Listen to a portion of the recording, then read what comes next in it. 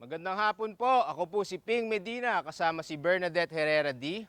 Kami po ang inyong opisyal na tagatala na magtatampok ng mga kahanga-hanga at bukod tanging nilalang, bagay at lugar dito sa Pilipinas.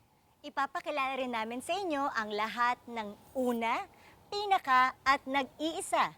Kami rin po ay magbabantay at susubaybay sa lahat ng mga record-setting at record-breaking ng mga events na isasagawa or di naman kaya gagawin pa lang ng ating mga kababayan.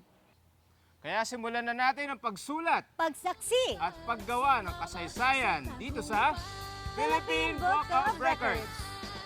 Ang galing-galing ng Pinoy. Ang galing-galing ng Pinoy. Kaya ko, kaya mo ang bawat pagsubok. Bukod tangi ang kagaling.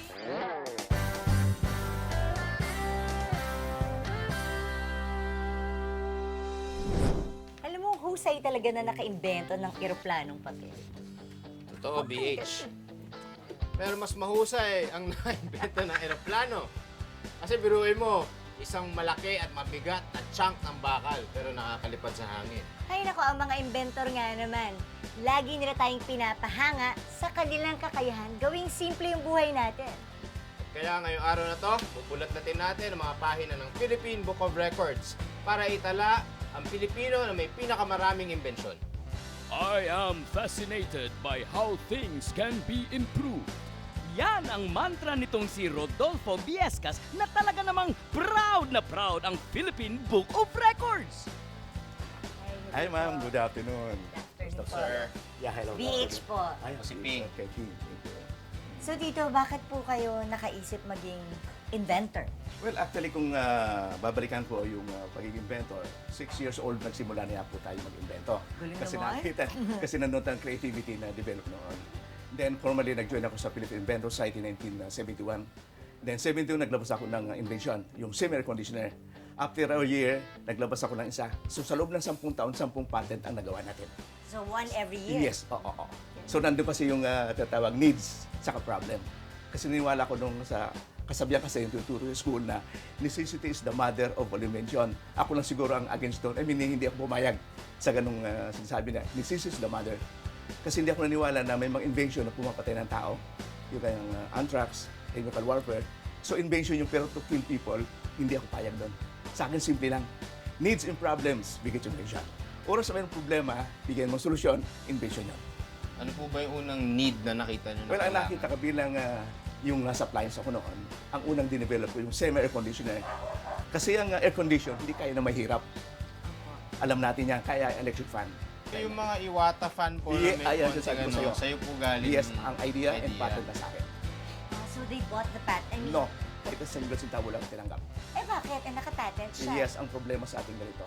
Hindi natin kayang labanan. Didimanda ko. Sabi nila, kung mayroong abogado ng isang abogado, 12 sa amin. But how did they get your study? Well, natural. Ang invention ka sa Pilipinas, mayroong time lang yan. Kunyari, within 7 years, hindi mo i-produce, kinukopya na iba.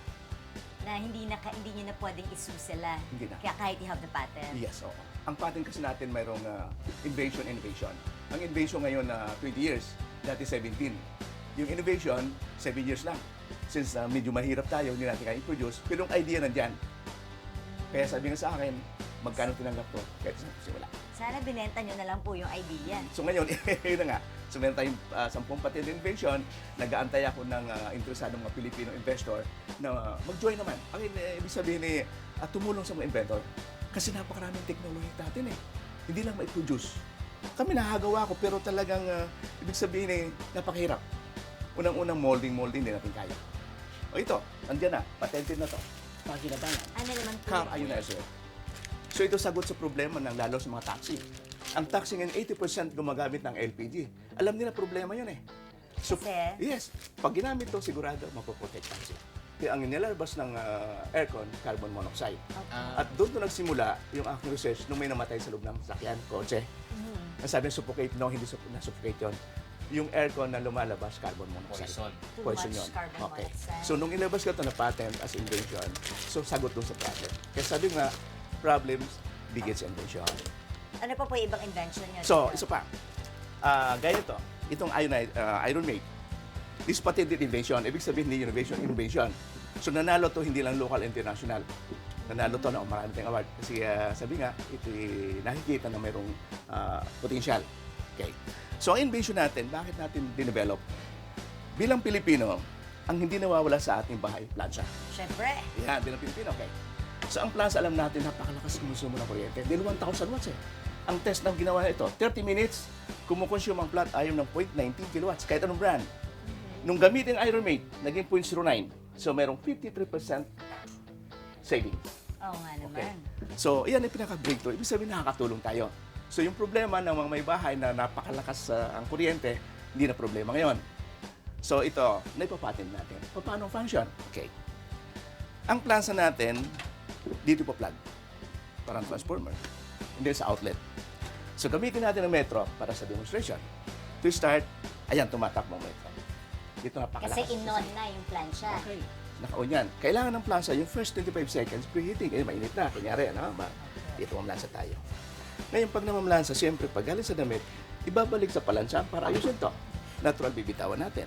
Pag bitaw ng plansa, habang inaayos, stop ang kuryente. Oo nga. So, walang konsumo. Kasi normally, ginaganon Yes, lang tama. yan eh. Pero Tinatayo lang okay. po namin yan eh. Okay, di itayo natin. Opo. Pero kumakain pa lang Kumakain pa ng... ilagay natin. Kumakain ng kuryente. Ibig sabihin, sayang yun eh. So, na-conserve natin. Oh, yung So, walang sayang. Namamatay siya. Oo. Pero ang init niya, nare-retain. Pagbalik Because sa of damit, that one. yes, yung plate. Yung init niya, hindi nawawala. Kung ikumpara natin dito, may hangin. And then, Opo, yeah. opo. So, ganyan na practical. Invention din naman kailangan high-tech.